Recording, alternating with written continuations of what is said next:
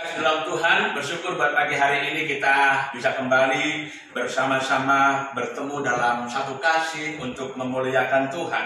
Nah, Bapak Ibu kekasih dalam Tuhan Yesus Kristus, mari kita persiapkan hati kita untuk merenungkan satu kebenaran firman Tuhan, di mana minggu ini adalah merupakan minggu Palem, di mana orang-orang percaya kepada Yesus Kristus saat ini merayakan tentang minggu-minggu sengsara Yesus ketika memasuki Yerusalem. Nah, Bapak Ibu kekasih di dalam Tuhan Yesus Kristus, kisah Yesus memasuki Yerusalem di dalam Minggu Palem ini adalah satu kisah dramatik yang sangat melekat di hati banyak orang Kristen, Bapak Ibu. Bayangkan bahwa dalam sekian banyaknya kisah di dalam Alkitab atau yang dicatat di dalam Alkitab, baru kali ini Yesus disambut sedemikian meriah dan penuh dengan sorak-sorai oleh banyak orang. Dengan menunggangi seekor keledai, Yesus disambut bagaikan raja dan pahlawan oleh banyak orang dengan menghamparkan pakaian mereka, dengan menghamparkan dan menyebarkan ranting-ranting hijau sambil meneriakan seruan, Hosana, diberkatilah dia yang datang dalam nama Tuhan.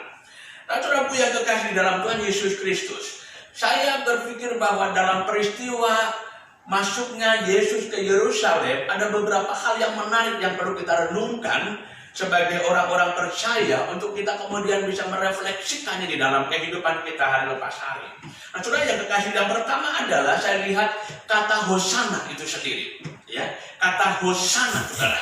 Hosana, diberkatilah dia yang datang dalam nama Tuhan.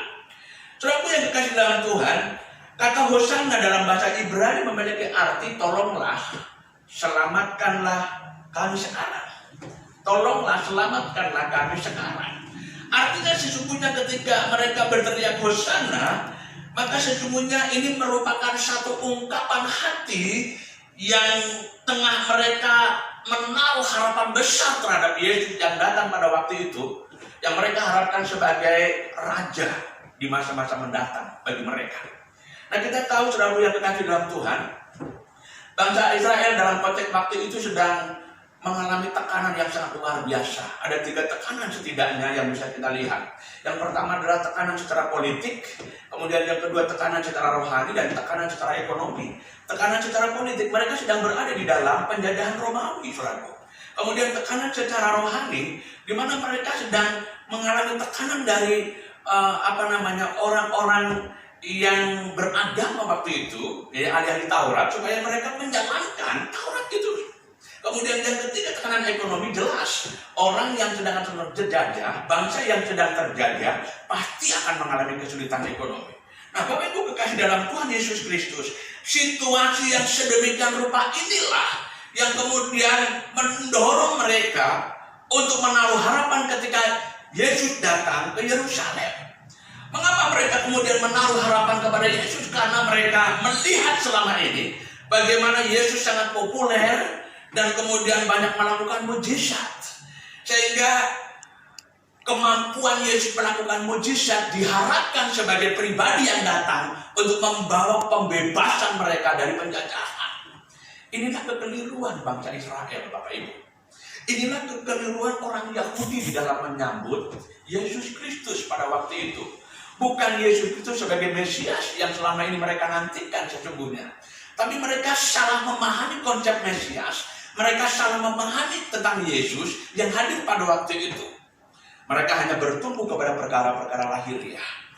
Mereka hanya bertumbuh kepada perkara-perkara kekinian. Sehingga melupakan ada aspek yang jauh lebih penting untuk mereka mengalami pembebasan itu, yaitu pembebasan dari belenggu dosa.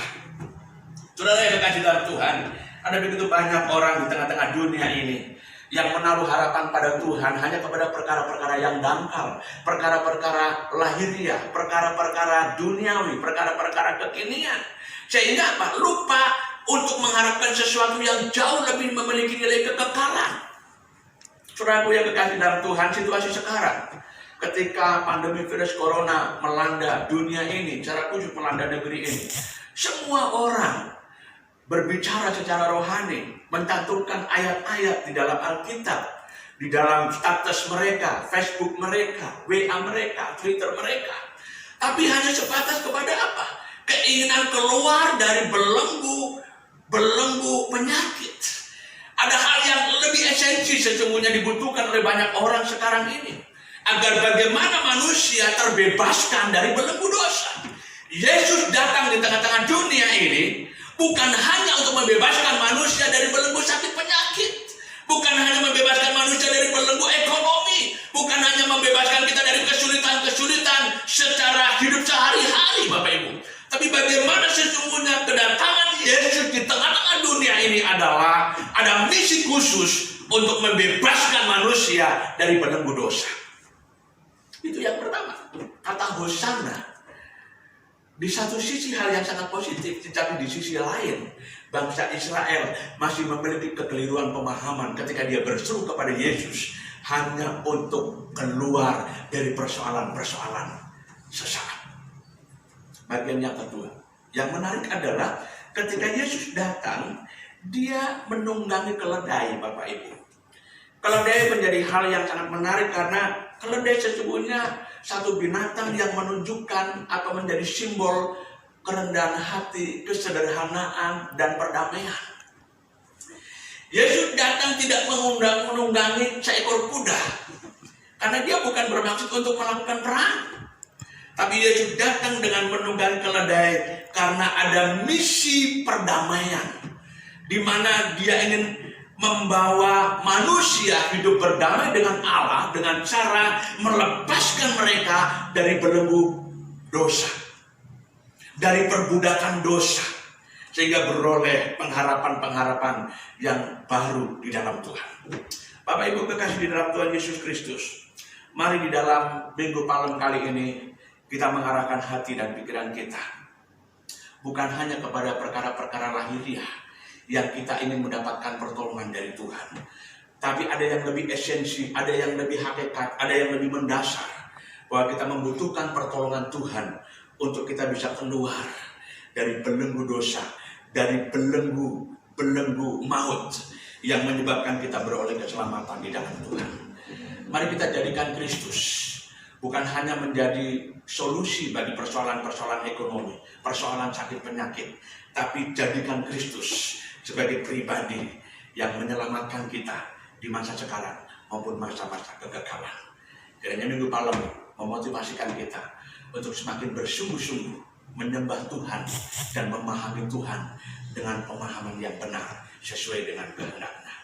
Tuhan Yesus memberkati kita semua. Amin. Mari kita satukan hati, kita berdoa. Bapa Surgawi, terima kasih, kami bersyukur ya Tuhan untuk kebenaran firman-Mu. Biar Tuhan terus mencerakanlah hati kami, supaya kami sungguh-sungguh memiliki pemahaman yang benar akan Kristus. Sehingga kami sungguh-sungguh menjadikan Kristus bukan hanya menjadi solusi dan jalan keluar dari sekedar persoalan sakit penyakit, persoalan ekonomi, persoalan kesulitan hidup. Tapi bagaimana kami menjadikan Kristus sebagai solusi bagi kami untuk terbebaskan dari belenggu dosa, supaya kami beroleh keselamatan kekal bersama dengan Tuhan. Terima kasih Bapa di doa kami. Kami mengucap syukur untuk kebenaran firman-Mu dalam nama Tuhan Yesus. Haleluya, haleluya. Amin, amin.